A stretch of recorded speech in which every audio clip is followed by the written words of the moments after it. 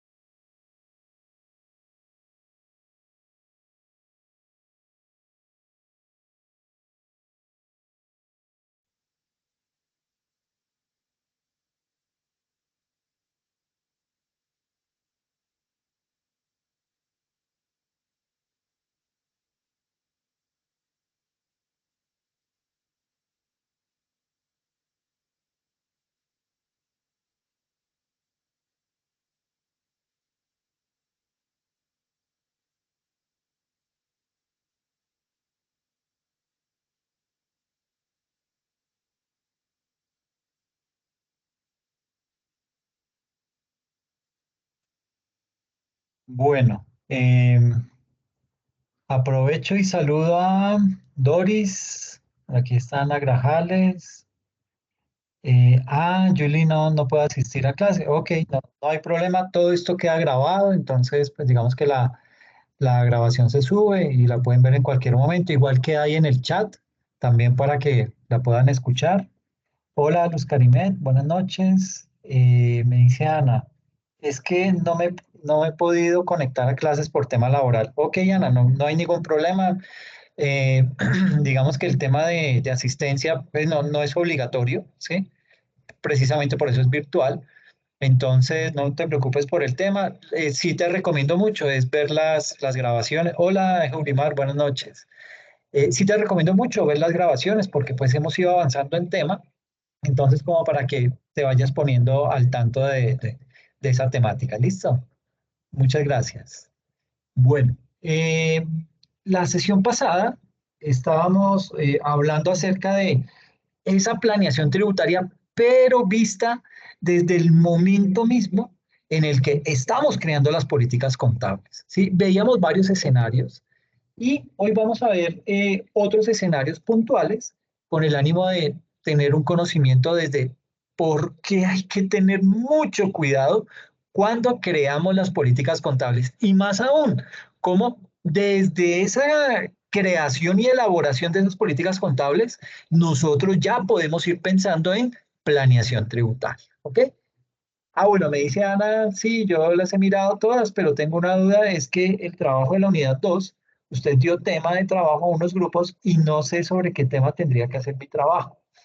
Ok, bueno, vamos a avanzar primero en la temática y al final dejamos por ahí unos 10, 15 minuticos y hablamos de la actividad, ¿listo?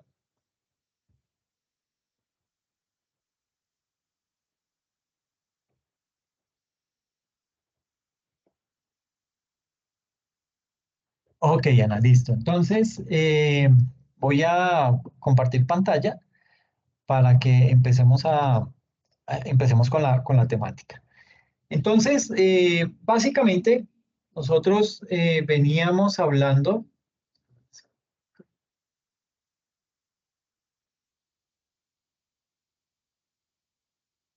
entonces básicamente estamos hablando de esa planeación tributaria vista desde 5 escenarios completamente diferentes, vista desde lo que representa el valor residual, es decir, valor residual es cuando estamos hablando de depreciación, de planeación tributaria desde la política contable de los terrenos y los edificios, de la planeación tributaria vista desde las propiedades de inversión a valor razonable, la planeación tributaria vista desde el reconocimiento de valoración de inversiones y básicamente la planeación tributaria vista desde lo que es la depreciación de activos.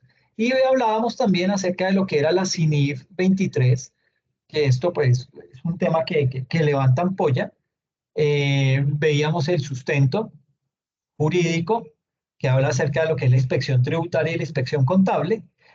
Hablábamos también acerca de lo que es la planeación tributaria vista desde lo que significa la CINIF 23, que es específicamente para Grupo 1, y la CINIF 23, que si bien es cierto no es obligatoria para las pymes, es importante que la apliquen con el propósito de poder realizar procesos de planeación tributaria. Hablábamos también acerca de lo que era el valor residual, implica pagar más impuestos. ¿Y alguien me puede recordar por qué el valor residual implica pagar más impuestos?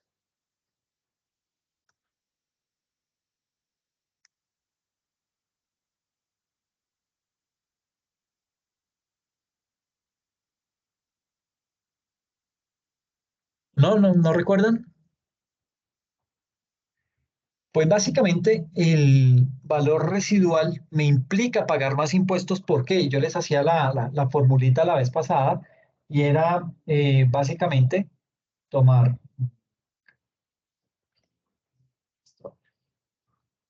Básicamente lo que explicábamos la sesión pasada era eh, que la depreciación de un activo fijo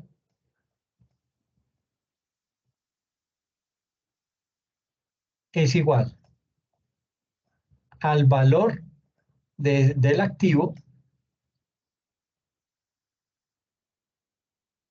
por el valor residual sobre la vida útil. ¿Ok? Así es como se calcula la depreciación. Pero, ¿qué pasa? Que este valor residual, eh, las mismas normas internacionales de información financiera dicen, hombre, no lo aplique, no haga esto, no calcule ese valor residual. No es sano porque es que con base, si usted calcula ese valor residual, usted lo que termina haciendo es pagando más impuestos, ¿ok? No lo dice así la norma internacional, ni mucho menos, pero lo que uno deduce es eso. ¿Qué pasa? Que si el valor de mi activo es de 10 millones de pesos, ¿sí?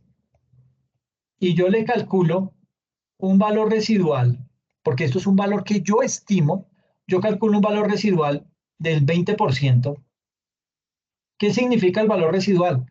Que es el valor por el cual una vez se deprecie completamente el bien, yo lo voy a poder vender en ese monto, en el 20% del valor del activo. Es decir, lo podría llegar a vender en 2 millones de pesos. ¿Ok? Y la vida útil, digamos que es 10 años. ¿Ok?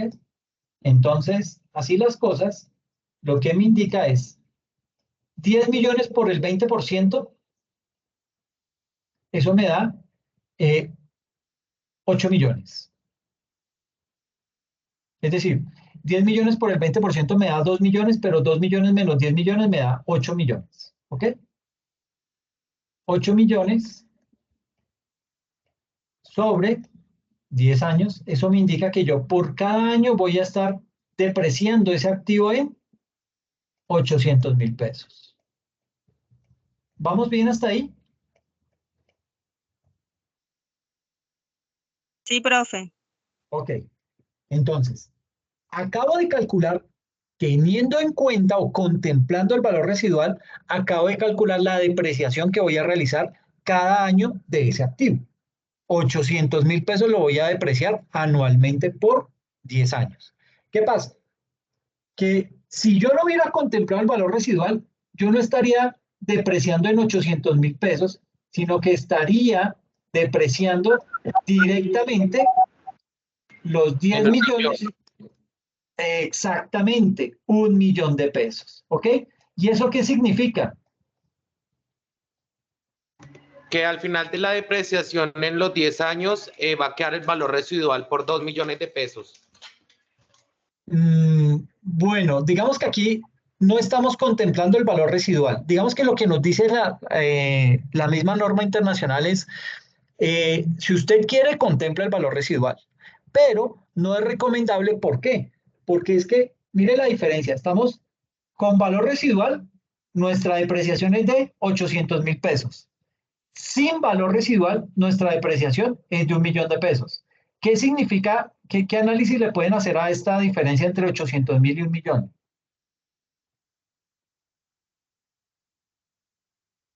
Bueno, profe, si la depreciación es más alta, quiere decir que el valor del activo es menor. Entonces, si tienes a mayor activo, mayor impuesto a pagar. Exactamente. Con 800.000 pesos de depreciación, yo voy a pagar más impuesto. Diferente así, calculo 1 millón de pesos de depreciación. ¿Por qué? Porque el valor residual me disminuye el gasto de depreciación que yo puedo disminuir, ¿ok? Que yo puedo descontar al momento de liquidar mi impuesto sobre renta. Entonces, básicamente eso es lo que nos quiere decir este tema, que el hecho de calcular el valor residual me implica a mí como contribuyente pagar un mayor impuesto, ¿ok? Entonces, básicamente, esto es lo que nos dice esta sección. Nos hablaba acerca de cómo se realiza esa planeación tributaria con base en las políticas contables. Nos daba 3 tips. Veíamos un ejemplo sobre, eh, sobre una compra de un vehículo que nos costaba 50 millones y según las políticas contables, el valor residual. Ahora, aquí hay algo que tener también en cuenta y es que ese valor residual no es un valor que yo me invento, ¿sí? No es un valor que usted dice, están reunidos haciendo las políticas contables y dice, oiga, ¿y eso del valor residual? ¿Eso cómo se calcula? Entonces, lo primero que hacen es, oiga, señor contador, ¿qué es eso del valor residual? Y entonces el contador les dice, es un valor que se calcula para poder, una vez se venza, finalice la vida útil de un activo, pues yo lo puedo vender en ese valor. Y no hay inconveniente. Ah, perfecto. Entonces no, póngale 30%, porque yo quiero vender eso y ganarme lo que más pueda después de que el activo ya, su vida útil haya finalizado. Entonces, pero 30%, ¿por qué? ¿De dónde sacó usted esa cifra? ¿Sí?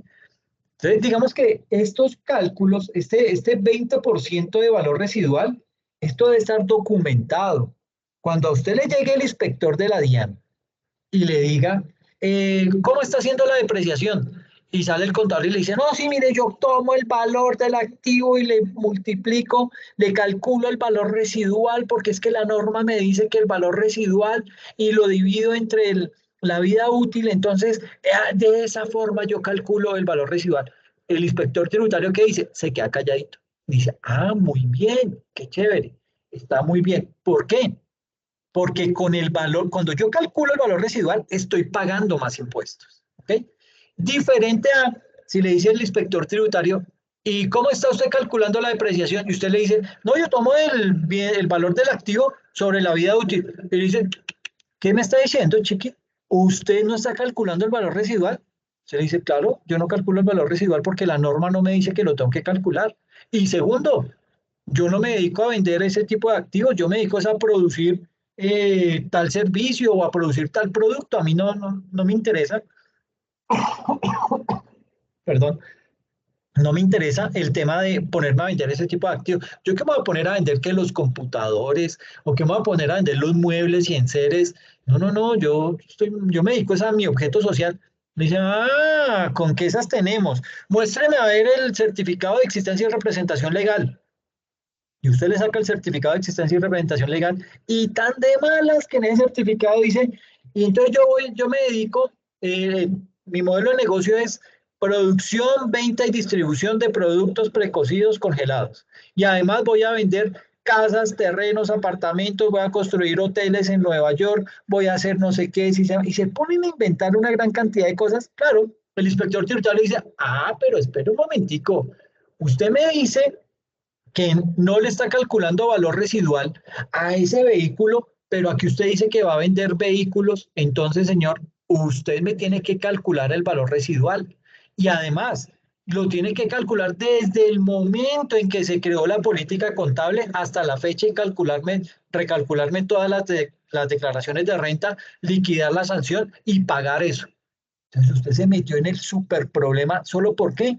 Por ese objeto social tan grande que tiene dentro del certificado de existencia y representación legal.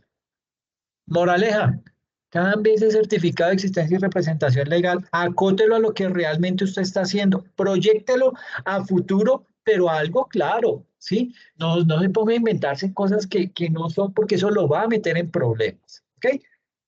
Entonces aquí veíamos el ejemplo de cómo un vehículo que cuesta 50 millones le calculamos un valor residual del 20% equivale a 10 millones sobre los 10 años. Yo debería pagar una declaración, una depreciación, debería descontar una declaración por 4 millones cuando realmente yo puedo deducir 5 millones. ¿Ok?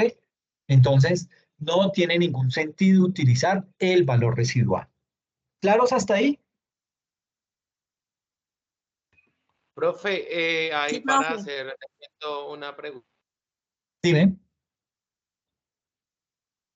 Ay, perdón, ¿quién? Ay, perdón, es que ya me ubico.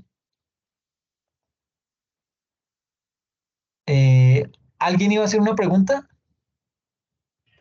Sí, profe, lo que pasa es que estoy haciendo como una aclaración o no sé, o tengo una inquietud. Para el ejemplo dice que los vehículos se deprecian a 10 años, pero es a 5 años, ¿verdad? Sí, yo coloqué ahí un ejemplo así como de carrera.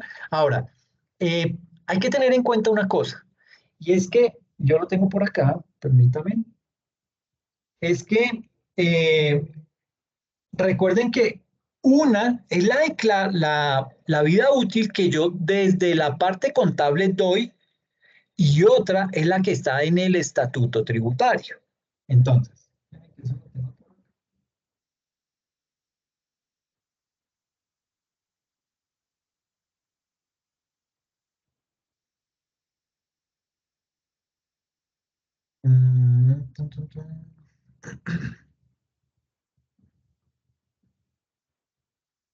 Entonces, el artículo 137 del Estatuto Tributario, voy a ir para allá.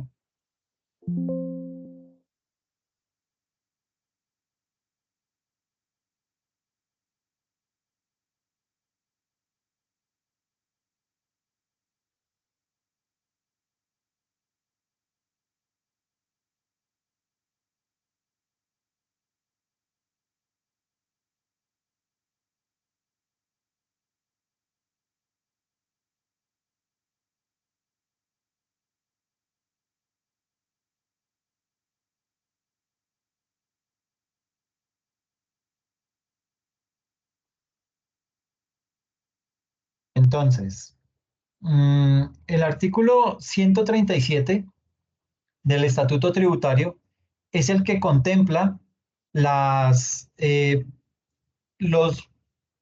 periodos o la cantidad de años por las cuales yo debo depreciar un bien. ¿Qué pasa? Que en muchas ocasiones, espera porque es que tiene la tablita.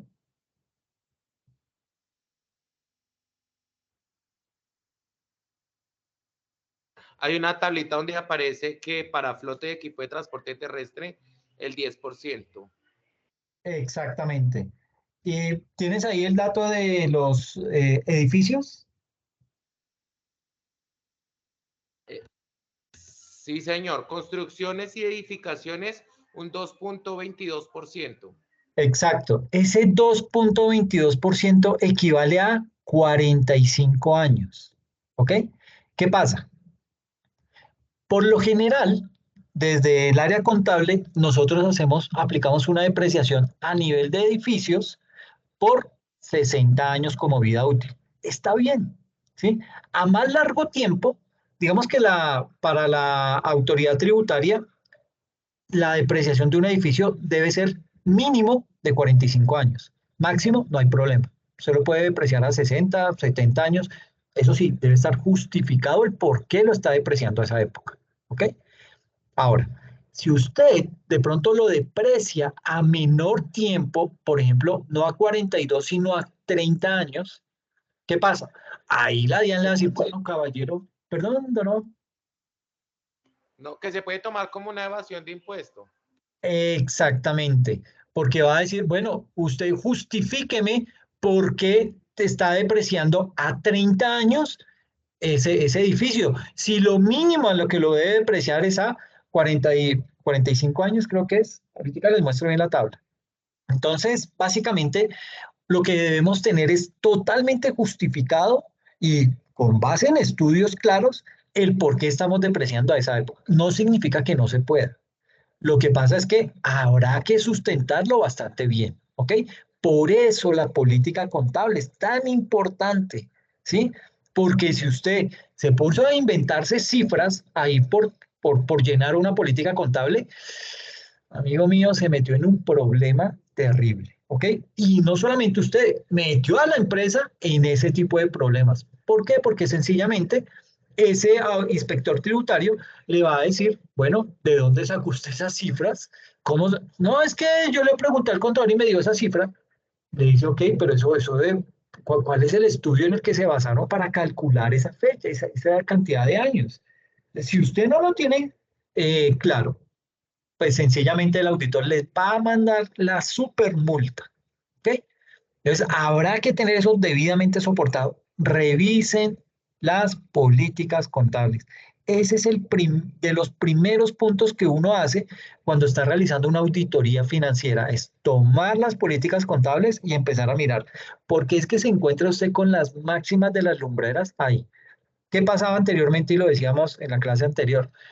Básicamente las políticas contables, nadie sabía cómo se hacían unas políticas contables, ¿sí?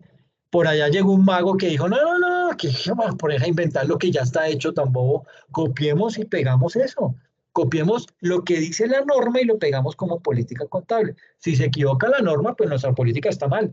Y pues tenía razón, ¿sí? Uno como que puede decir, ay, tan bobo yo inventándome eso, miren, era copiar y pegar la norma. No, Yo tengo que crear políticas contables con base en mi modelo de negocio, con base en a lo que se dedica la organización. ¿Ok? Entonces, eso es bien importante. Y si yo no tengo eso hecho de esa manera, no lo hice de manera juiciosa, o lo que es peor, me copié de las políticas contables de la competencia, pues fácilmente estoy con unos problemas inmensos al interior de mi contabilidad. ¿Por qué? Porque usted no se ha fijado y de pronto la competencia no se dedica a lo mismo que usted tiene, sino que puede que pertenezca al mismo sector al cual usted pertenece, pero el modelo de negocio de ellos es otro. Entonces, las cosas cambian completamente. Las políticas contables son muy propias de cada persona. ¿Ok? Hay que tener mucha precaución con eso. ¿Listo? Entonces, básicamente, y aquí mirando todo el tema de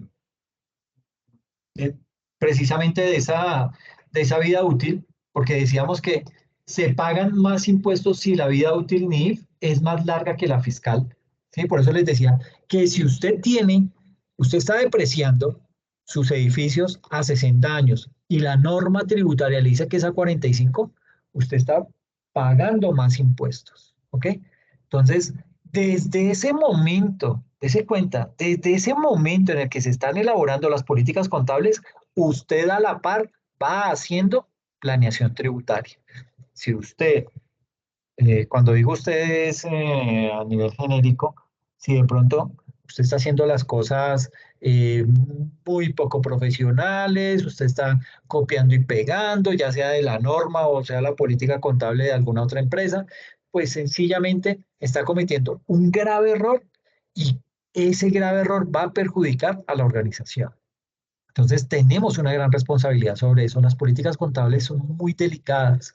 Con eso no se debe jugar. Y si hay errores, tenemos que entrar a detectar ese error, corregirlo inmediatamente y recuerda que si estamos haciendo una política contable, si estamos haciendo una corrección de una política contable y la vamos a modificar, eso es retroactivo. Yo me tengo que ir hacia atrás, hasta el momento cero en el cual apareció esa política contable y volver a aplicar, digamos que aplicar desde ese momento. Imagínense que estamos desde el 2015 con esa política contable que queremos cambiar hoy.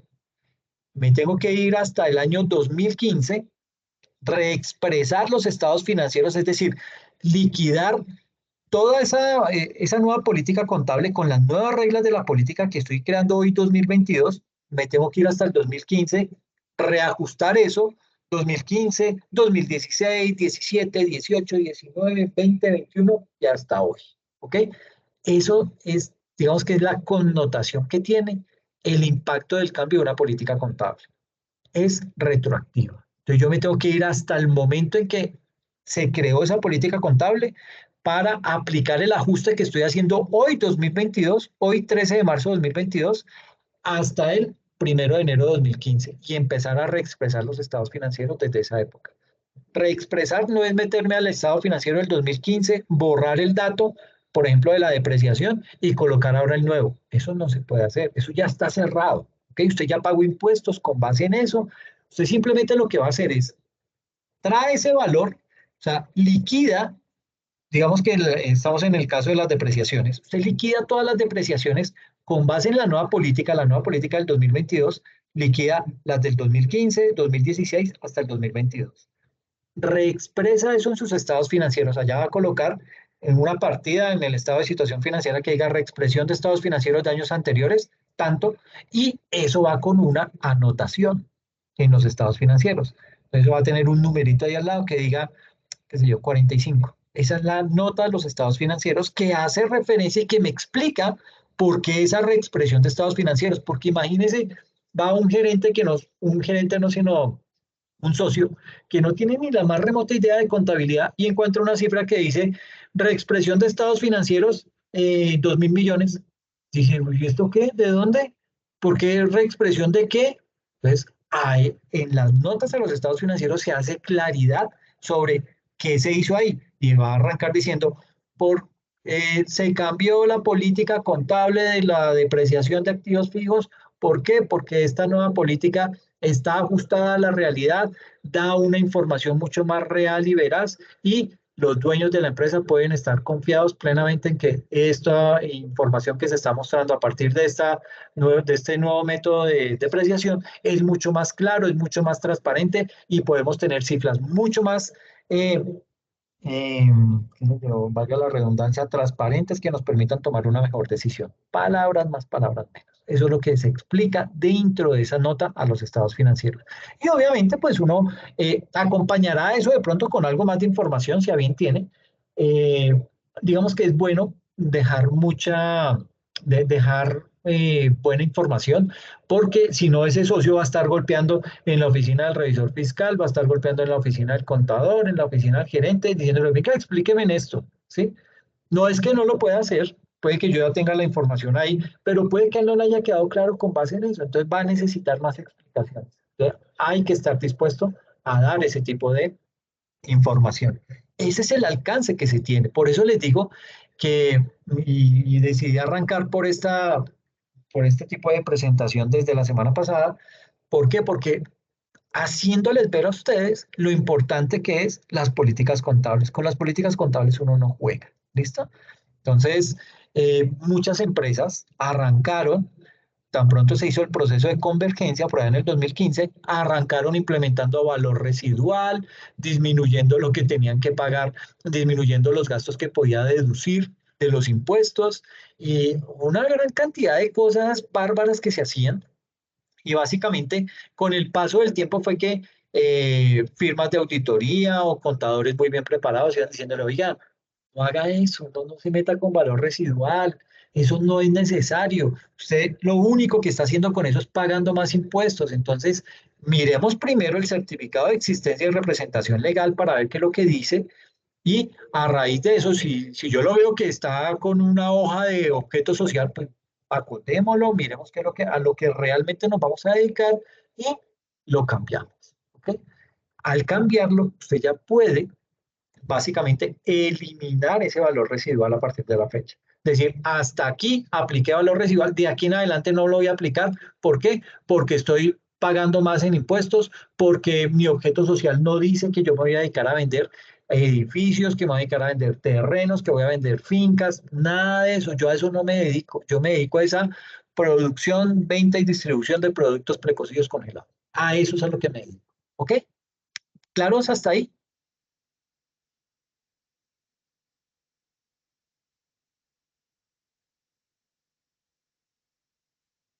Sí, profe, claro. Sí, profe. Ok, perfecto. Me estaba preocupando, estaba pasando saliva ahí. Ok, listo. Entonces, pues aquí hay más ejemplos. Pues de esto no voy a ahondar porque ya lo vimos en la sesión pasada. Veíamos más ejemplos. Hablamos acerca de tener propiedades de inversión a valor razonable implica que el socio pague más impuestos. ¿Y por qué básicamente pasa eso? Porque el valor razonable lo que hace es que me infla el valor de mi propiedad y me hace ver como que yo tengo una utilidad al final de los estados financieros que yo debería repartir a los socios, ¿sí? ¿Qué pasa? Que esa utilidad es una mentira. ¿Por qué es una mentira? Porque es que yo estoy valorizando mi propiedad de inversión a valor razonable, porque es lo que me indica la norma, ¿sí? Pero yo no lo estoy vendiendo. Yo todavía no tengo esa utilidad. Contablemente la estoy reflejando, pero es una utilidad ficticia, ¿ok? Y esa utilidad ficticia lo que me lleva es a generar una información un poco mentirosa y perjudica al socio. ¿Por qué perjudica al socio? Porque es que el socio me va a decir, ok, ¿cuáles son mis utilidades y cuáles son las utilidades que están ahí por distribuir? Yo le digo así, sus utilidades de este año fueron tantas y lo que está por distribuir es esto, y le meto ahí lo del valor razonable de una propiedad de inversión que todavía no he vendido, ¿sí? Entonces, estoy inflando las utilidades ficticiamente de ese socio, y ese socio, con base en esa información, ¿qué tiene que hacer? Pues declarar como persona natural, y va a tener que pagar una mayor cantidad de impuestos. ¿Por qué? Porque hay unas utilidades ahí por distribuir. Y además, no es solamente el hecho de pagar más por esa utilidad ficticia. Es que ahí al socio, digamos que él presenta su declaración, indica esas cifras y obviamente le corresponde pagar ese impuesto adicional. Pero además, ¿qué pasa? Que hay una sentencia de las super sociedades que dice, toda esa información, bueno, ni siquiera de la Superintendencia de Sociedades, del Código de Comercio del año 1971. ¿Ah? Desde esa época dice, todas las utilidades que aparezcan por distribuir es obligación de las empresas pagársela a los socios. Entonces, si yo como socio veo que hay una utilidad por distribuir que es ficticia, yo la puedo reclamar. Yo puedo decir, ok, y sobre esa plata me dan lo que me corresponde por el número de acciones que yo tengo. ¿Sí? Ese es el inconveniente. Obviamente, o sea, yo no le estoy dando yo como empresa no le estoy dando la utilidad al socio, pero sí lo estoy reportando para que él tenga que pagar más impuestos sobre una utilidad que es mentira. Entonces, imagínese el problema que estamos cometiendo. ¿Por qué pasa eso? Porque en Colombia estamos llenos de una cantidad de mitos terribles, terribles. Imagínense que hay un mito que dice que hay que tener doble contabilidad. Eso de por sí, eso ya es un delito, ¿ok? Pero eso solo se da acá en Colombia. Es que hay que tener doble contabilidad, porque es que en una contabilidad yo llevo las transacciones normales y en otra contabilidad yo llevo las cifras que estoy calculando a valor razonable y que no he vendido, sino que tengo que calcular. Ustedes saben que en NIF hay que hacer un reconocimiento, una medición inicial y una medición posterior. Cuando yo hago eso, cuando digamos que acabamos de comprar un edificio, entonces compré el edificio por 5.000, no, por 1.000 millones de pesos. ¿Por cuánto lo debo depreciar?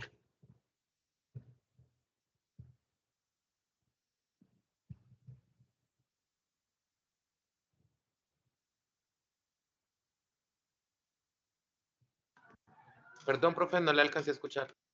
Ok, estoy colocando un ejemplo, Donovan, en donde digo, compramos un edificio, como empresa compramos un edificio que nos costó 1.000 millones de pesos. ¿Por cuánto lo debo depreciar?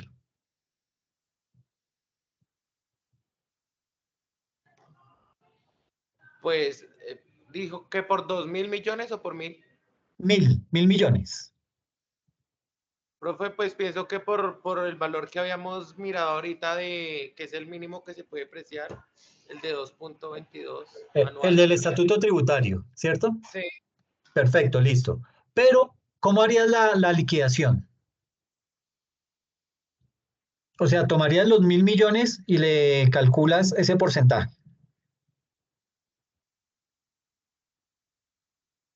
Tendría que mirar lo que estaba hablando anteriormente sobre cómo están conformadas las políticas contables y lo del representante legal, algo así.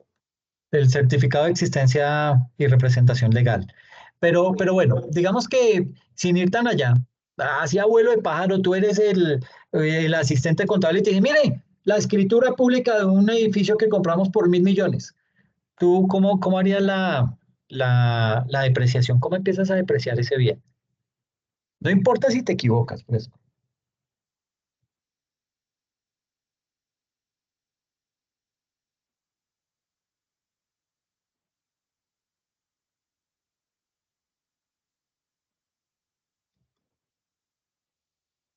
O si alguien quiere participar también, no hay problema. Dime, Donovan.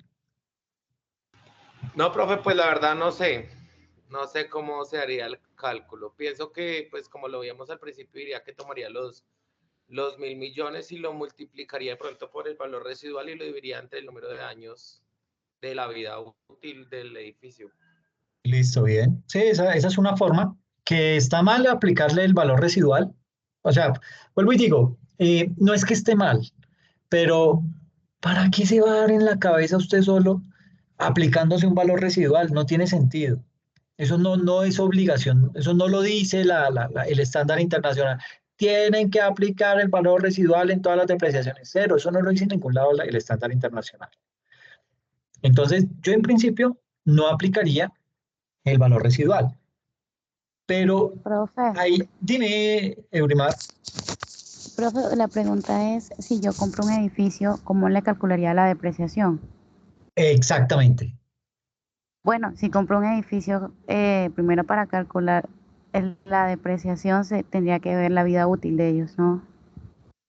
Y tomando en cuenta la vida útil, el monto por ejemplo, si el costo es 1 millón, como lo dice, lo divido entre la vida útil, que van a ser los años que se van a depreciar, y voy a tener pues, mi depreciación anual.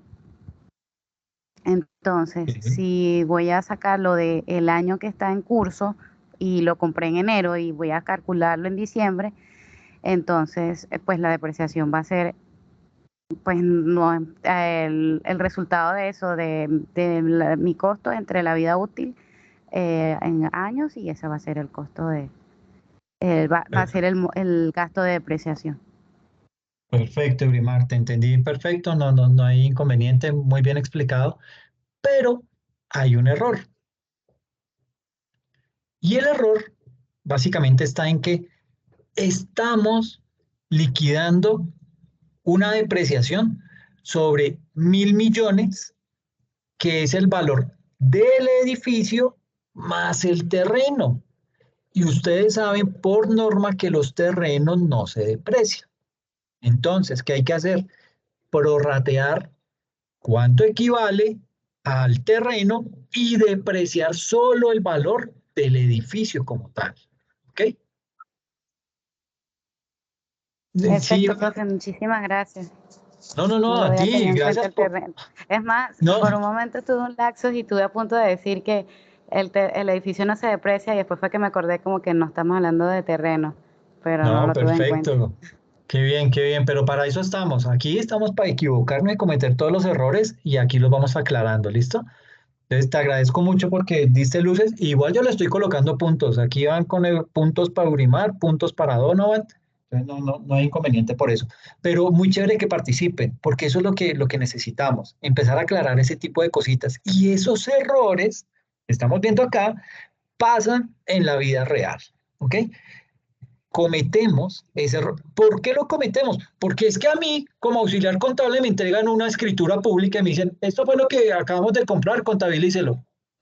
Pues, si usted no tiene documentada la política contable de edificios, pues básicamente acaba de decir, me costó 1.000 millones, entonces 1.000 millones y le aplico el valor residual sobre la vida útil y listo, empezó a apreciarlo.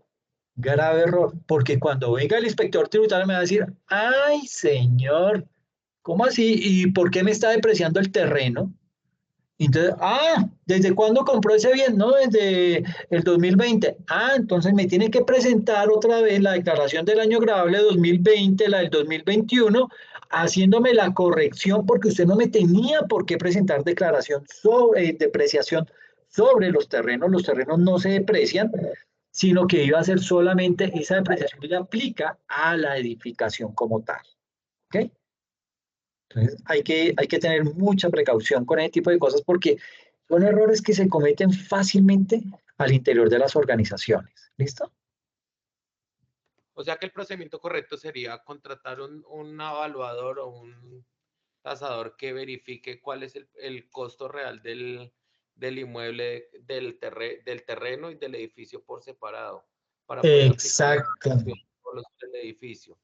Muy bien, Donovan. Eso es lo que hay que hacer. Hay que tener ese tipo de prorrateo, poder saber a ciencia cierta a cuánto equivale el costo de ese terreno y cuánto es el valor de la edificación.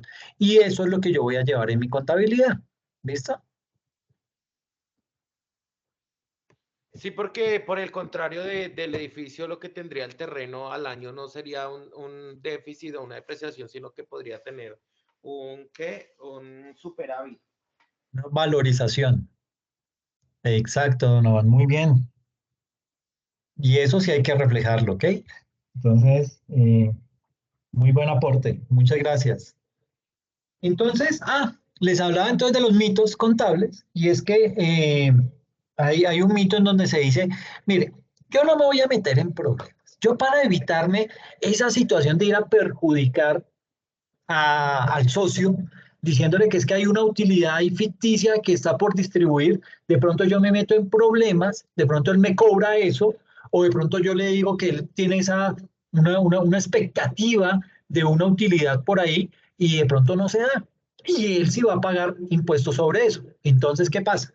Que llevan doble contabilidad. Una contabilidad en donde tienen el reconocimiento y la medición inicial y todas esas valorizaciones o esas mediciones que hacen a valor razonable, las llevan en otro libro de contabilidad. Por eso era que les colocaba acá este auxiliar 97, que era básicamente para mostrar esa revaluación de las propiedades de inversión, pero que no me fueran a afectar la utilidad y mucho menos transmitirle una utilidad falsa a los socios para que ellos tengan que declarar renta sobre una utilidad falsa y tengan que pagar más impuestos.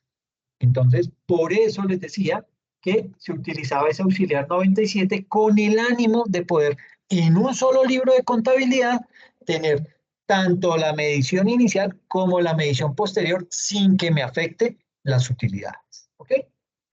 Entonces habíamos hablado de eso, aquí habíamos hablado, seguíamos contando de la subcuenta 97 y les había compartido este enlace para que pudieran ver más información acerca del impacto de ese artículo 49 del Estatuto Tributario frente al tema de las estimaciones. Veíamos cómo se comportaba el reporte de conciliación fiscal frente a esa cuenta, a ese auxiliar 97. Y veíamos ahí una conclusión. Reconocimiento de valoración de inversiones para reducir impuestos del socio. Entonces, básicamente, yo no me acuerdo si esto lo vimos, perdón. Se me olvidó. ¿Alguien recuerda si esto lo vimos? El reconocimiento de valoración de inversiones. Es que inventarios de inversiones. Bueno, arranquemos desde acá entonces como porque no me acuerdo si lo vimos la sesión pasada o no. Si lo vimos, pues lo vamos a repasar. Entonces, voy a ampliar aquí la presentación.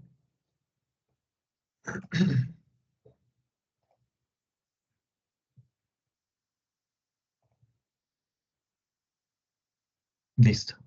Entonces, vamos a hablar acerca de la política de reconocimiento de valoración de inversiones para reducir los impuestos del socio. Entonces, en unas veces le inflamos los impuestos que tiene que pagar el socio y en otras tenemos mecanismos para reducirle ese impuesto del socio. ¿Ok? Entonces, ¿qué quiere decir esto?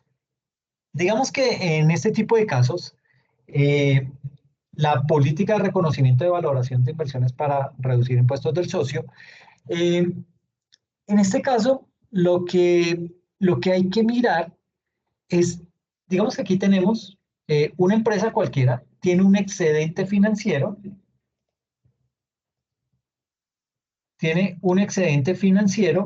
y el 4 de noviembre de 2020 se invierten 5 millones en títulos que cotizan, por ejemplo, en acciones en Ecopetrol. ¿Listo? ¿Por qué tenemos eso? Porque es que sencillamente, si yo tengo esa plática ahí en la cuenta de ahorros, ¿qué pasa? Que puede que me paguen algo de interés, pero ese interés no alcanza a ser ni siquiera el valor de la inflación. Entonces, estoy perdiendo plata. ¿Listo? Ahora, cuando digo perdiendo plata, no significa que yo voy a retirar 5 millones y ya no tengo 5 millones. No, los 5 millones están ahí. Lo que pasa es que con lo que usted compra hoy, con esos 5 millones, en 2 meses... Exactamente, Donovan. Eso es, ese poder adquisitivo de hoy no es el mismo poder adquisitivo dentro de 2 meses. ¿Por qué? Porque la inflación va subiendo, me va deteriorando ese ahorro que tengo. Para evitar eso, entonces uno qué hace, uno busca otro tipo de inversiones, unas inversiones que me renten mucho más. Y dentro de eso, pues está el mercado accionario. Un mercado accionario en donde, como yo les decía, hay que tener más estómago que cabeza, porque se trata de aguantar cuando ese valor cae o de celebrar cuando ese valor sube, ¿ok? Y habrá que mirar cuál es el propósito con el cual usted compró esas acciones. Porque no es lo mismo comprar acciones con el objetivo de tener algo, de venderlas cuando su precio suba, que se llaman especulativas, o tener unas inversiones en una empresa específica porque es que mi intención es comprar esa empresa. Entonces, son dos cosas totalmente diferentes y en cada caso las inversiones se contabilizarán en diferentes cuentas. ¿Listo? Entonces, volviendo al ejemplo, nos dice el 30 de noviembre, esas acciones, mire que las compramos el 4 de noviembre. El 30 de noviembre bajan 1.000.000 de pesos. Miércoles, o sea, invertí 5, entonces ya me están cotizando apenas en 4 millones. ¿Ok? Eso tuvo que ser la ministra que salió a decir algo y espantó a bajó el valor de las acciones. Pero el 31 de diciembre, esas acciones volvieron a subir en 2.500.000 pesos. Es decir, ya no cotizan a 5 millones, sino que recuperamos ese millón que habíamos perdido y ganamos 1,5 millones. Entonces ya cotizan en 6.500.000. ¿Ok? Entonces, básicamente aquí la variación neta al final del periodo es de 1.500.000. No es de 2.500.000, es de 1.500.000. ¿Por qué? Porque mi inversión fue de 5 millones y hoy están cotizadas en 6.500.000. Entonces la variación neta fue de 1.500.000. La variación bruta fue de 2.500.000 pesos. Entonces lo que hay que mirar es la variación neta al final del periodo. ¿Por qué? Porque las NIF consisten principalmente en hacer una serie de ajustes de estimación al final del periodo, es decir, lo que llamamos medición posterior. Recuerden, medición inicial, o sea, el reconocimiento y la medición inicial, cuando yo adquiero un bien, puede ser, en este caso, las acciones. Entonces, ¿cómo las reconozco? Ah, es una inversión, o puede que vayan al patrimonio porque es una inversión que usted está haciendo en una empresa que quiere controlar a futuro. Entonces, esas acciones no van a las inversiones como tal, sino que usted las va a llevar al patrimonio. Entonces, por eso es diferente. Entonces, ese tipo de acciones, digamos que en la medición inicial, me voy a llevar y digo, inversiones a corto plazo, porque las voy a vender en menos de un año, inversiones a corto plazo, 5 millones al débito contra 5 millones al crédito, afectando la cuenta de bancos. ¿Listo? El 31 de diciembre, esas acciones valen 6.500.000. Entonces, ¿yo qué registro haría? Pues llevo esa valorización de esas acciones, ¿por cuánto? ¿Cómo haría ese registro de medición posterior? Tendría que realizar como un ingreso por el 1.500.000, porque pues los 4 millones de todas maneras ya están registrados dentro de las inversiones. Ok, pero ingreso no, porque no nos está entrando esa plata. Entonces, lo que habría que hacer es a esa misma cuenta de inversiones subirle el valor a 1,5 millones. ¿Sí? Es un incremento en el valor de los activos. Exacto, Donovan, muy bien. Entonces, básicamente lo que hacemos ahí es mostrar el incremento de ese 1,5 millones de forma tal que cuando yo haga el cierre contable me diga el valor de la inversión de las acciones de Ecopetrol inició con 5 millones, pero cerró por 6,5 millones. ¿Ok? Eso es lo que me va a mostrar el estado de situación financiera cuando haga el corte. ¿Listo? Entonces tengo ese dato por 6.500.000 pesos. Entonces básicamente lo que hay que mirar es esa variación neta. ¿En qué momento? Al final del periodo. ¿Por qué? Porque básicamente las NIF o el estándar internacional consiste principalmente en hacer una serie de ajustes de estimación al final del periodo y hay que recalcar que esas estimaciones no son aceptadas fiscalmente. ¿Sí? Eso lo dice el artículo 21-1 del Estatuto Tributario, que esas estimaciones no son válidas, o sea, yo no me las llevo para mi declaración de renta. Ahora, el problema es que algunas de esas estimaciones sí las acepta la DIAN, pero cuando le implica pagar más impuesto. ¿Ok? Ahí sí dice, sí, sí, yo se las valgo, tranquilo, pague, relaciónalas ahí y pague sobre eso que no hay ningún problema. Ahora, sea como sea, puede ser empresa o puede ser el socio. Le pueden hacer, la DIAN le puede decir, sí, hágalo ahí tranquilo, que yo no, yo no lo voy a sancionar por eso. ¿Por qué? Porque usted le está pagando más impuesto a la DIAN. ¿Ok? Diferente si le va a pagar menos. ¿Ok? Entonces, frente a esto, veamos el registro. Entonces, la medición inicial está la cuenta 1205, acciones, títulos de tesorería o bonos que cotizan en bolsa por 5 millones al débito contra una cuenta de efectivo o cuentas por pagar al crédito, 5 millones de pesos. Ese es el registro inicial. Ahí hicimos el reconocimiento y la medición inicial. ¿Listo? Llevamos esas acciones que acabamos de comprar como una inversión contra una cuenta por pagar o del banco. ¿Listo? Luego, llevamos un registro de diferencia por medición posterior de estimaciones no aceptadas fiscalmente, según lo que dice el artículo 21, raya 1, parágrafo 6.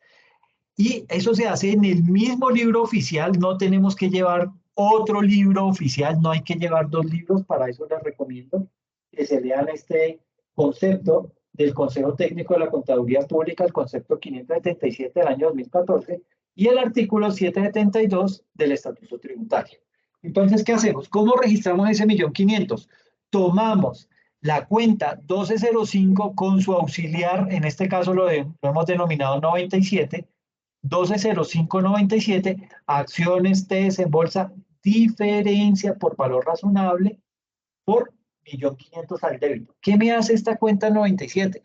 No me va a tener en cuenta ese 1.500.000 para poder calcular la utilidad al final del periodo, no lo va a contemplar. Y eso va a hacer que yo no le muestre o no le infle los supuestos ingresos que va a recibir por tema de utilidad los socios. ¿Okay?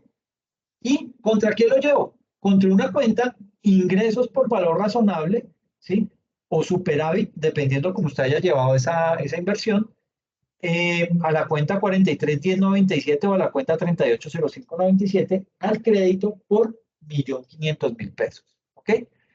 Entonces, digamos que esa medición posterior viene siendo ese 1.500.000. Y esto no quiere decir que se necesite tener otro libro de contabilidad, porque algunas personas dicen que como usted compra un bien, póngale en 1.000 millones, y en el mercado ese mismo bien vale a valor razonable, ya no vale 1.000, sino vale 1.800 millones. Entonces, usted dice que necesita dos libros de contabilidad, dos libros oficiales. Uno en donde tiene el registro del bien a 1.000 millones, ¿sí? Y otro en donde tenga el registro a valor razonable por 1.800 millones. Eso no hay que hacer, ¿ok? Para eso existen esas partidas conciliatorias. Es decir, como partida conciliatoria llevamos la diferencia de esos 800 millones en el ejemplo que les acabo de dar. Entonces, esto mismo pasa en nuestro ejemplo. Tenemos una inversión que nos costó 5 millones, pero a valor razonable no vale 5 millones, vale 6.500.000. ¿Eso qué quiere decir? Que al final del periodo yo tengo un ajuste, pero eso no quiere decir que tenga que tener dos libros, uno donde va 5 millones y en el otro en donde valen esas acciones 6.500.000. Ahora, ¿cuánto nos implica pagar por impuesto en ese caso? Digamos que en el segundo asiento, en el de la medición posterior, eh, ahí nos indica que la variación neta al final del periodo la llevamos a una cuenta 120597 contra una cuenta 431097 o una cuenta 380597. Y aquí viene el meollo del asunto. ¿Por qué digo que viene el meollo del asunto? Porque digamos que no afecte resultados. ¿Por qué no debo afectar resultados? Porque su modelo de negocio no es financiero, ¿sí? Si usted fuera un banco, háganlo. Pero como usted no es un banco, usted es una empresa, ya ni me acuerdo qué empresa, no sé si le colocamos Aquí es una empresa cualquiera, diferente a una financiera, tiene ese tipo de inversión, pues su modelo de negocio no está orientado básicamente a comprar acciones y vender acciones, a menos que ese sea. Pero si no lo es, usted lo que tiene es un excedente de tesorería y lo quiere invertir en acciones porque quiere que le rente lo que más pueda, pues usted lo que está haciendo es arriesgando. Pero ese no es su modelo de negocio. Entonces, básicamente, ninguno de esos registros es bajo norma local por usar esos códigos de cuentas, la 15, la 120597 o la 31, ya ni me acuerdo cuál fue la que pusimos, 380597. Por ese 97, por ese auxiliar, no significa que esas cuentas están bajo norma local, no, seguimos estando bajo el estándar internacional, ¿sí? Lo que pasa es que con las NIF hay que tener en cuenta que las NIF no tienen PUC, ¿ok? Por eso es que usted puede tener implementado un plan único de cuentas el que quiera. Ya no es obligatorio que si usted es una empresa, no sé qué, tiene que tener el PUC de los comerciantes o el PUC de las cooperativas. Nada, ya eso no se mira. Esa, esa parte es transparente para las normas internacionales. ¿Ok? Y esa subcuenta 97 es esa famosa partida conciliatoria. Y si es una partida conciliatoria por estimaciones. ¿Ok? Entonces, si lleva esa estimación al estado de resultados, aumenta las utilidades comerciales. Y a su vez, ¿qué aumenta? Los impuestos por pagar del socio, según el artículo 49 del Estatuto Tributario. Entonces, pues digamos que ese viene siendo el problema. Que si usted lleva eso de esa manera al estado de resultados, está castigando al socio. Y nosotros como contadores no solamente velamos por el capital de la empresa, velamos por el capital también de los socios, ¿ok? Son una parte bien importante de la organización. Por eso tenemos que cuidar evitar ese tipo de errores, ¿ok? ¿Por qué? Porque básicamente, si lo hacemos de esta manera, estamos afectando la utilidad en cabeza del socio. ¿Por qué? Porque estamos repartiendo unas utilidades comerciales o las estamos dejando a disponibilidad de los socios. De hecho, si esas utilidades no se reparten, las tenemos que separar en el patrimonio, eh, la parte grabada y la parte no grabada. Entonces, digamos que estamos cometiendo un error grandísimo, afectando y poniendo en riesgo no solamente a los socios, sino también a la empresa. ¿Ok? Ahora, dime, dime. En cuanto a lo de llevar las dobles contabilidades, eso ahora creo que es algo que implementan las empresas como para ahorrar dinero y para evadir impuestos, porque no sé si venga este ejemplo a colación. Del poco tiempo que yo he trabajado por empresa, en una empresa en la que trabajé, nos hacían firmar dos planillas de desprendible de pagos. Una por el valor real del salario que nosotros devengábamos y otra por el salario mínimo. Entonces, pues la verdad, ahora que habla sobre las dobles contabilidades, pues yo creo que lo que querían era como evadir todo el peso de los parafiscales y todo eso y lo de las vacaciones, porque ya lo liquidaban a usted, pero lo liquidaban también por el salario. Sí. Sí, Entonces, eso, Donovan, desafortunadamente, eso es una mala práctica que está muy, ¿cómo se dice? arraigada. Muy arraigada, muchas gracias, muy arraigada en el empresario colombiano. Es una mala práctica y eso lo ve uno hasta en empresas grandes, ¿sí?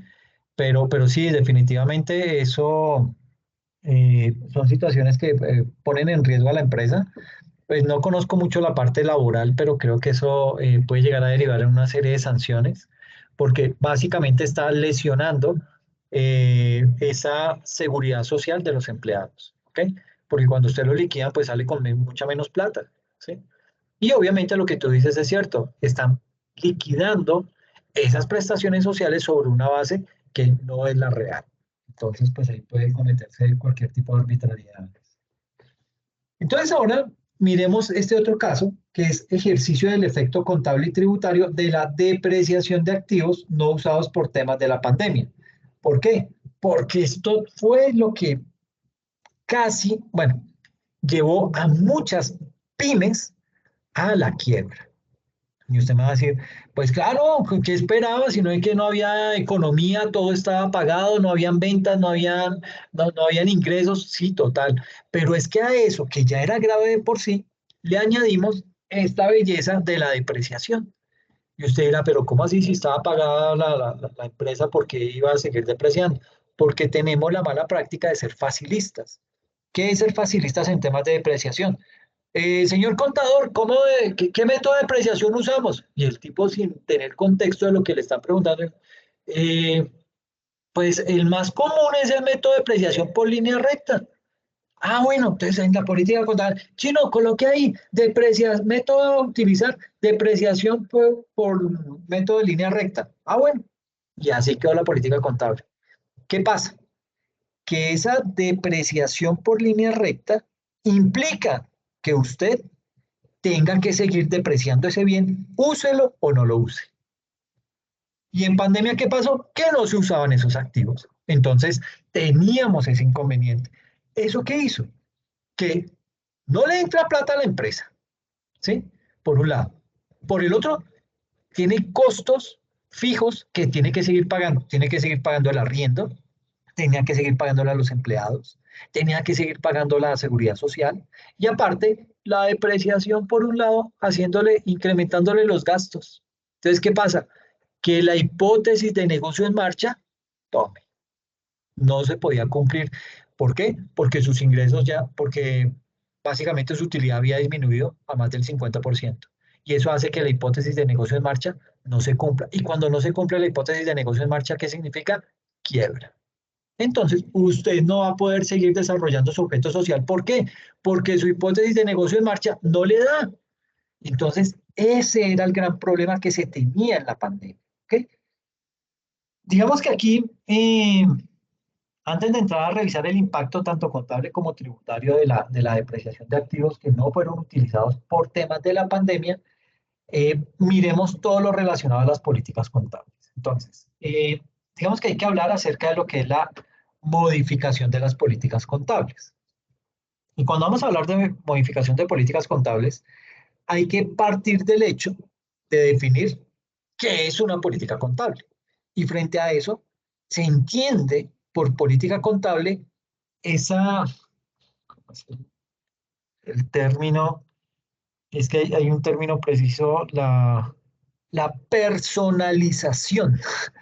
Eso es lo que se entiende por política contable. Es como esa personalización de las NIF para cada compañía. Es decir, tomamos ese estándar internacional y acordamos cómo ese estándar internacional lo vamos a aplicar en nuestra compañía. No en cómo la están aplicando en la compañía del vecino, cómo la está aplicando en otra compañía que pertenece al sector, cómo lo está aplicando la compañía top, la compañía número 1 del sector.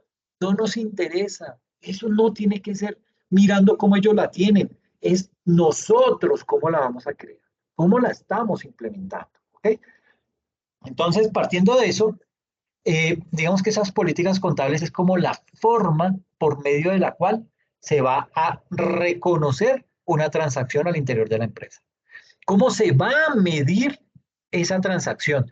Si la vamos a medir a costo histórico, la vamos a medir a valor razonable, la vamos a medir a valor neto de realización, etcétera, etcétera. Todo eso lo vimos cuando medíamos NIF, ¿sí? Entonces, básicamente, tengo que mirar cómo voy a reconocer esa transacción, cómo la voy a medir, y cuando hablo de medir estoy hablando de medición inicial y de medición posterior, cómo la voy a presentar en los estados financieros y cómo voy a revelar todas las partidas, ya sean del activo, del pasivo, del patrimonio, de los ingresos o de los gastos. Y eso queda plasmado en ¿qué? En un documento que se denomina políticas contables. Eso es básicamente. Ahora, se supone que esas políticas contables que ha documentado la organización son las que mejor representan la situación financiera de la organización. Entonces, en esta época, en la cual las entidades se enfrentan condiciones adversas, pueden verse tentadas a modificar sus políticas contables con el propósito de ¿qué? De disminuir esas pérdidas que pues obviamente van a salir reflejadas ¿en dónde? En los estados financieros, ¿sí?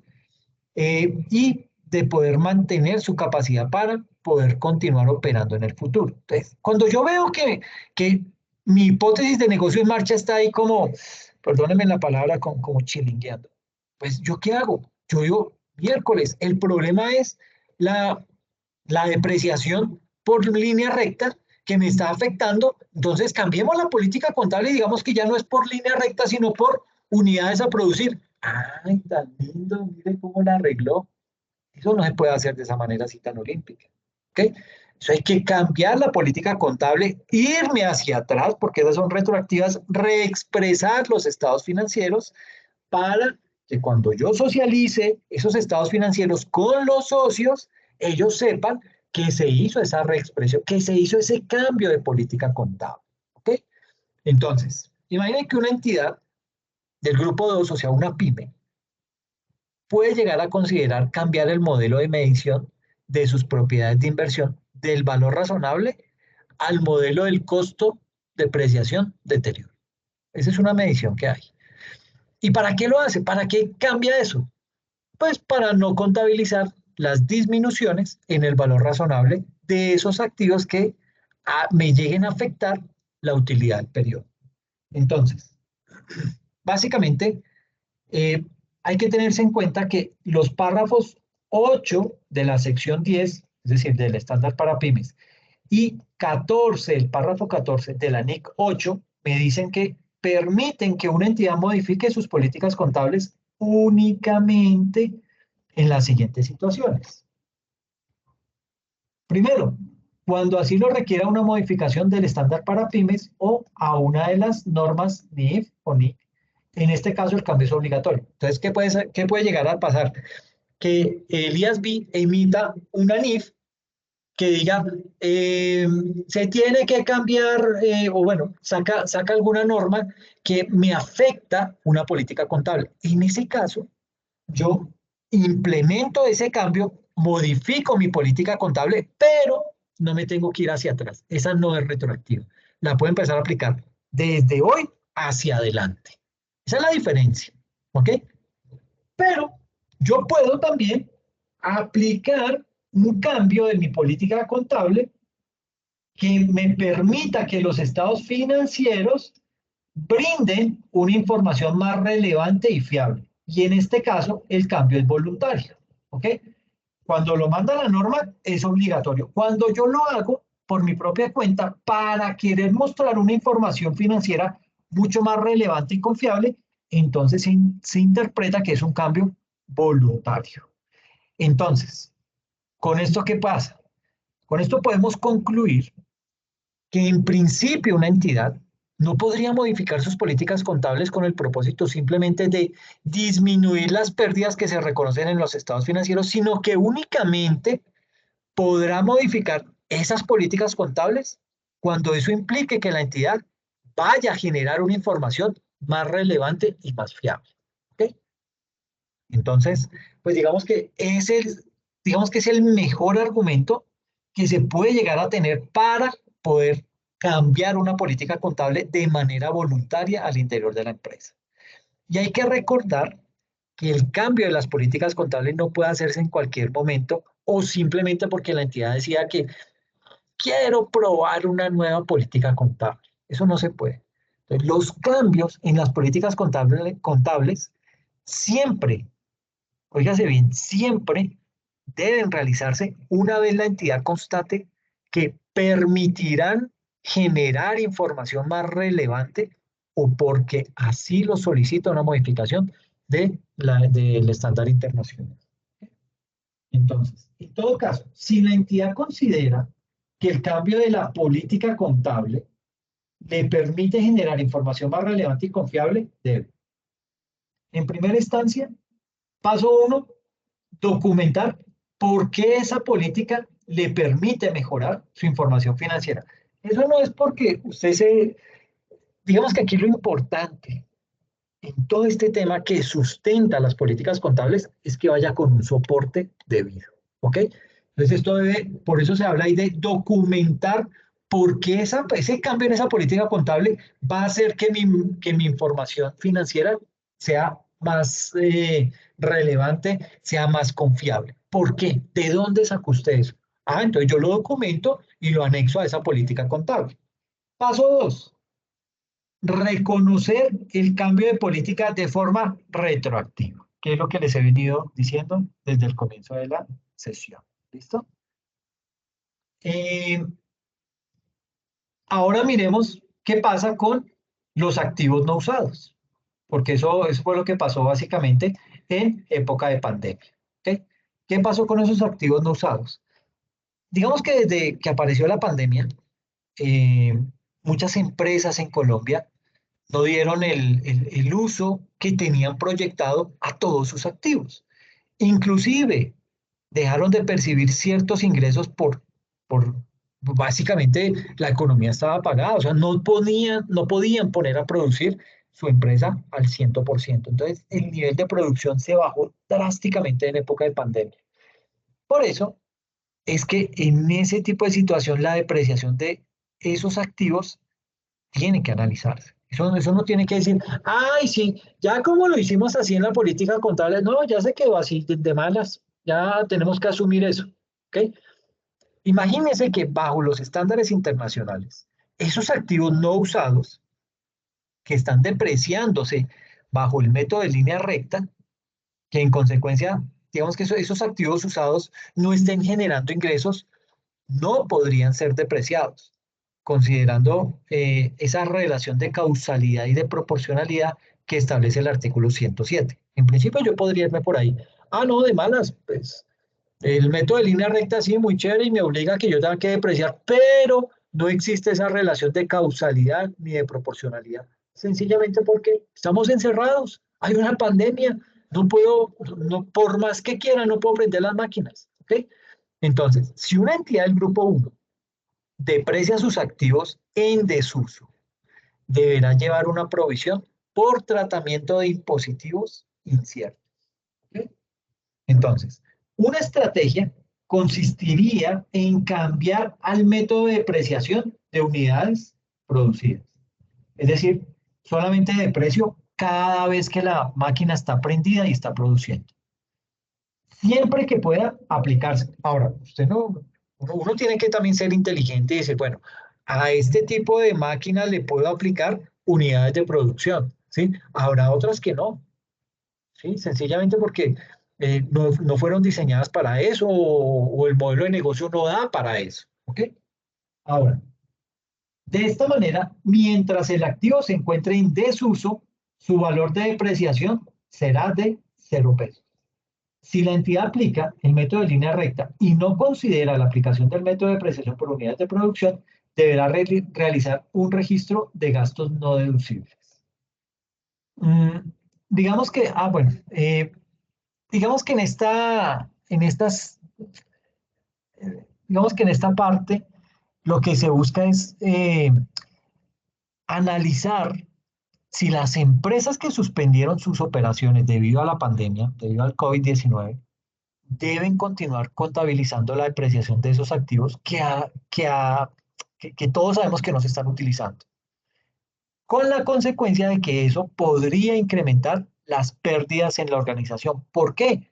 Porque no está teniendo producción, no está vendiendo, no tiene ingresos, tiene unos costos fijos que está pagando y a eso añade la depreciación, pues básicamente se están incrementando ahí las pérdidas. Entonces, esto pasó mucho en empresas que tenían una gran cantidad de propiedades, planta y equipo. Por ejemplo, miremos los hoteles. ¿Qué dicen los estándares internacionales al respecto? Entonces, para iniciar el análisis, es bien importante referirnos al párrafo 17.20 del estándar para pymes. Ese párrafo señala que la depreciación de un activo no debe cesar durante su vida útil, incluso en los periodos en los que el activo deje de utilizarse, como es el caso de muchas empresas que han suspendido sus actividades a raíz de la pandemia. Entonces, la única excepción es para aquellos activos que se encuentren completamente depreciados. Por tanto, podría concluirse inicialmente que las entidades deberían ¿qué? Seguir contabilizando, al menos para efectos contables, esa depreciación de sus activos. Ahora bien, al considerar que esos estándares internacionales no tuvieron en cuenta la situación que se estaba viviendo en esa época de la pandemia, podría examinarse otras posibles soluciones. Por ejemplo, el párrafo 1719 del estándar para pymes indica que cuando varíen las condiciones de uso de un activo, la entidad puede considerar cambiar sus estimaciones iniciales y modificar, por ejemplo, el método de depreciación, el valor residual o la vida útil del activo. Eso se puede, y ahí lo dice el párrafo 17.19 del estándar para pymes. En ese sentido, las entidades deben seleccionar el método de depreciación más adecuado. ¿Para qué? Para poder reflejar el patrón de uso que se le va a dar a esos activos. Y sucede que el párrafo 17.23 del estándar para pymes señala que cuando exista un cambio significativo de ese patrón de consumo, la entidad debe revisar su método de depreciación y cambiarlo de ser necesario. Esto se tratará como un cambio de estimación contable según los párrafos 10.15 al 10.18 del estándar para pymes. Entonces, recordemos que los cambios en las estimaciones contables se tratan de forma prospectiva, es decir, hacia adelante. No me afectan los estados financieros de los periodos anteriores, las estimaciones, ¿ok? Entonces, las entidades podrían llegar a considerar como una posible solución, pues, digamos que está a criterio de la empresa si lo quiere considerar, poder adoptar el método de depreciación basado en unidades de consumo o en unidades producidas, por ejemplo, el de unidades de producción o el de horas de uso. Esa se podría hacer, se podría implementar. Esto, pues claro, para los activos que posiblemente lleguen a depreciarse de esa forma. Con ese método, durante los periodos en los que el activo no estuvo funcionando, el valor a depreciar sería de 0 pesos, ¿ok? Pero no porque la depreciación se haya detenido, sino porque no se utilizó durante determinado periodo, ¿ok? Aquí es bien importante tener en cuenta que el método de depreciación de una entidad no puede basarse en sus ingresos, sino en el uso que se estime que se le va a dar a ese activo. Y entonces usted me estará diciendo, pues sale muy chévere toda la parte contable y sí estamos cumpliendo con el estándar y pues qué chévere esos párrafos que me permiten o que tengo una holgura para poderme mover con el tema de la depreciación. Pero ¿y la depreciación fiscal qué? Entonces, digamos que frente a esa depreciación fiscal, el artículo 128 del Estatuto Tributario permite que los contribuyentes que están obligados a llevar contabilidad, que esos contribuyentes específicamente deduzcan en su declaración de renta la depreciación de los activos utilizados en actividades productoras de renta. Y el artículo 107 del Estatuto Tributario señala que esa deducción solo podrá tomarse cuando, en los siguientes momentos. Cuando tenga relación de causalidad, ¿sí?, con las operaciones que generan ingresos, cuando sea necesaria, y tercero, que sea proporcional a la actividad desarrollada. Entonces, partiendo de esto, las entidades que hayan suspendido sus operaciones y no se hayan generado ingresos que sean considerados ingresos productores de renta, no podría tomarse la deducción por depreciación durante la época en la que no estén operando.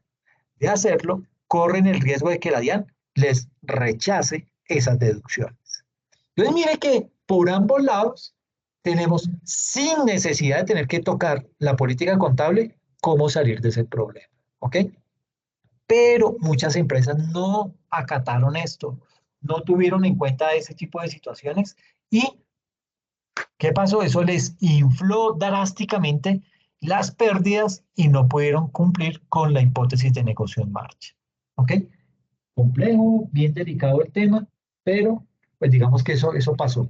Veamos un ejemplo de esa situación. Una hipertienda, llamémosle Home Center, debió cerrar el 90% de sus tiendas por razones del COVID-19. ¿Okay? Pues las ventas han bajado hasta en un 98%. Una de las tiendas costó 90.000 millones de pesos y se está depreciando contable y tributariamente en 45 años. ¿Qué pasa? Que los párrafos 62A y 55 de la NIC 16 actualizada y el párrafo 20 de las NIF Pymes dicen que el activo se debe depreciar aunque no se esté usando. Y el artículo 28 del Estatuto Tributario señala que ese gasto no es deducible por no tener relación de causalidad con la renta. Entonces, en este caso, el efecto contable y tributario es... bueno, digamos que tenemos... bueno, aquí tenemos unos gastos no deducibles por depreciación de bienes no usados, que lo estamos llevando a la cuenta 5160 con un auxiliar 99 por valor de 2.000 millones de pesos al débito contra una depreciación acumulada no deducible por COVID-19 que me está afectando la cuenta 1592 y su auxiliar 99 por 2.000 millones al crédito. ¿Ok? En este caso, en este ítem puntual, hay que llevar esos 2.000 millones como un gasto no deducible y en caso que se registre como un gasto deducible, hay que crear la provisión para evitar posibles visitas de la DIAN, o no para evitar porque uno no puede evitar las visitas de la DIAN, pero como para tener ese dato presente en caso que nos llegue una visita de la DIAN, según lo que dice la CINIF 23, de la cual hablamos la semana pasada. Obviamente, pues como lo hemos visto a lo largo de esta presentación, esta provisión la debería crear una empresa del grupo 1, o sea, de NIF, de las empresas, de las multinacionales, es decir, de las empresas que cotizan en bolsa o las que recaudan dinero del público. Si es una empresa que pertenece al grupo 2, no tiene que crear la provisión, pero sí se está generando un riesgo fiscal. Para tener en cuenta, este tratamiento no genera impuestos diferidos. ¿Por qué? Porque a nivel del balance, el activo y el pasivo siguen valiendo lo mismo, los 2.000 millones. En el estado de resultados existe un gasto no deducible que debe informarse en el formato 2516, conciliación fiscal y contable. Entonces, hay casos en los que algunas empresas, debido a los problemas de las protestas de fin de año del 2019, las protestas del 2021, todo el tema de la pandemia en el 2020, todo eso que hizo repercutió en una disminución muy fuerte de sus ingresos. ¿Qué hicieron las empresas? Optaron por detener la depreciación y eso, digamos que el hecho de haber detenido la depreciación de sus activos llevó a apartarse del estándar internacional, pero que lo puede revelar en los estados financieros, según lo que igualmente me dicen los estándares financieros, la NIC 1.20C y la NIF Pymes 3.5C. Me dicen que yo puedo puedo frenar la depreciación, pero revelarlo en los estados financieros, indicar por qué pasó eso, ¿ok? El problema con las depreciaciones de los bienes no usados es un problema de tasa efectiva de tributación. ¿Por qué digo eso? Porque si tenemos unos gastos por depreciación y no son deducibles, aquí digamos que según lo que me dice el artículo 128 del Estatuto Tributario, ¿eso qué me va a hacer? Me va a dañar un indicador financiero que se llama EBITDA. Ese indicador y otros indicadores financieros, ¿qué va a hacer?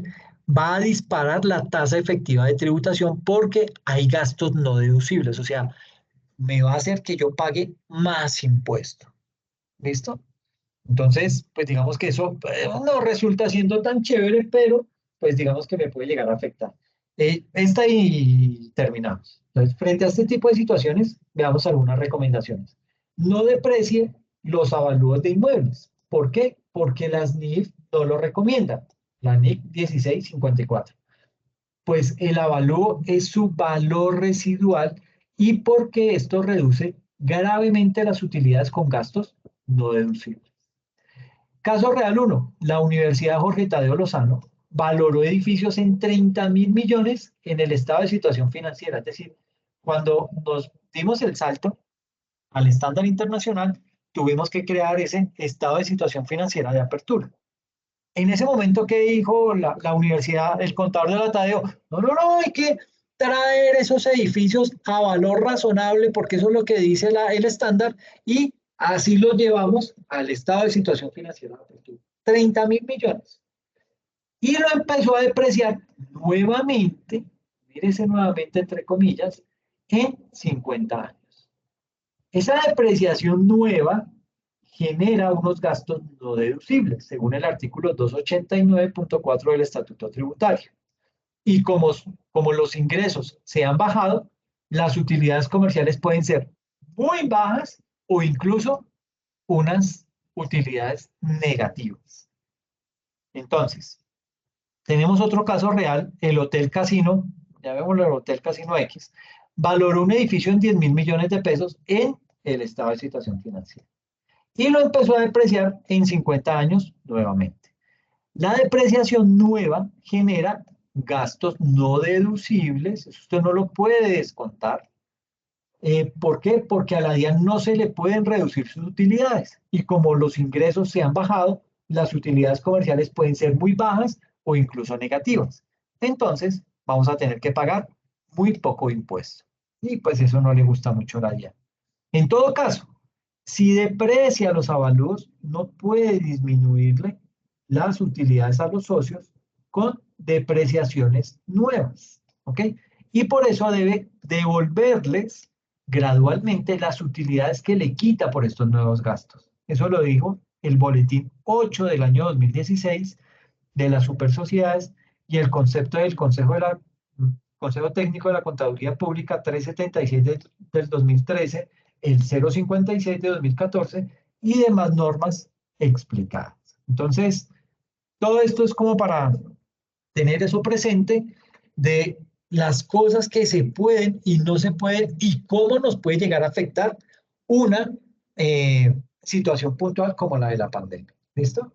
Aquí analizar dos situaciones puntuales que se pueden presentar, verificar que las depreciaciones fiscales continúen como venían y que la depreciación NIF esté separada en partidas conciliatorias como gastos no deducibles. Y la otra, sugerir que esa diferencia no se siga depreciando, es decir, el avalúo no debería depreciarse, ¿sí? Y aquí pues lo que hago es unos ejemplos, esto se los voy a publicar debajo de la presentación, debajo del video, para que lo puedan ver, lo puedan estudiar y digamos que les quede mucho más claro este tipo de sesión. ¿Listo?